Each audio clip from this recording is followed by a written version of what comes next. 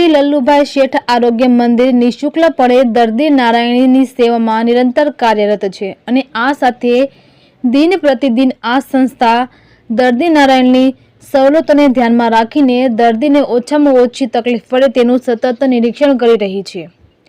આરોગ્ય સેવામાં દર્દી નારાયણની સવલતોને ધ્યાનમાં રાખીને આવું જ એક સુંદર પગલું આજ રોજ આરોગ્ય મંદિર દ્વારા વિનમ્રતાપૂર્વક ભરવામાં આવ્યું છે।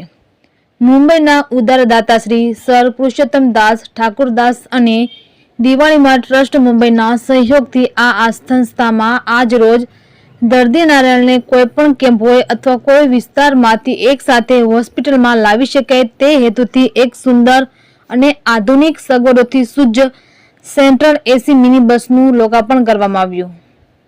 આ પ્રસંગે માનવ મંદિરના મહંત શ્રી ભક્તિરામ બાપુના વરદ હસ્તે વિધિવત પૂજા અર્ચના કરી આ મિની બસનું દર્દી નારાયણની સુખાકારી માટે સદુપયોગ થાય તે અર્થે લોકાર્પણ કરવામાં આવ્યું તેવું આરોગ્ય મંદિરના મેડિકલ સુપ્રિન્ટેન્ડન્ટ શ્રી ડોક્ટર પ્રકાશ કટારિયાની યાદીમાં જણાવવામાં આવ્યું હતું।